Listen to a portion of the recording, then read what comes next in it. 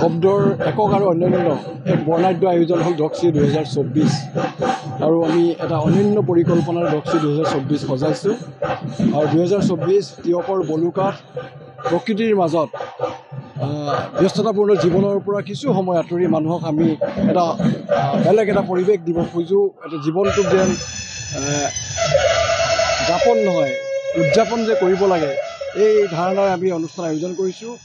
আৰু ডক্সিৰ এই অনুষ্ঠানটোত ভাৰতবৰ্ষৰ কেইবাগৰাকীও আন্তঃৰাষ্ট্ৰীয় খ্যাতিসম্পন্ন লেখকে অংশগ্ৰহণ কৰিব ডক্সি 2024ত ভাৰতবৰ্ষৰ কেইবাটাও আগশাৰীৰ নাট্য দলে অংশগ্ৰহণ কৰিব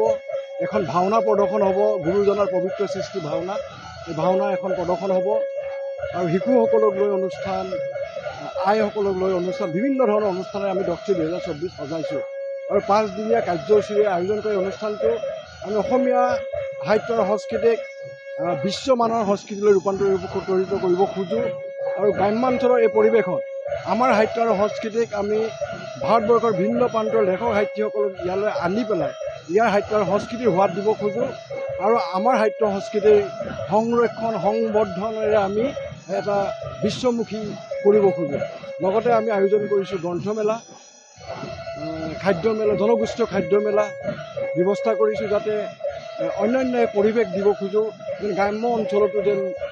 ছাত্ৰ ছাত্ৰীসকলৰ মাজত জনসাধাৰণৰ মাজত যেন গ্ৰন্থ অধ্যয়নৰ এটা চেতনা জাগ্ৰত কৰিব পাৰোঁ এই চিন্তাৰে ডক্সি 2024ৰ এই বৰ্ণাঢ্য আয়োজন ধন্যবাদ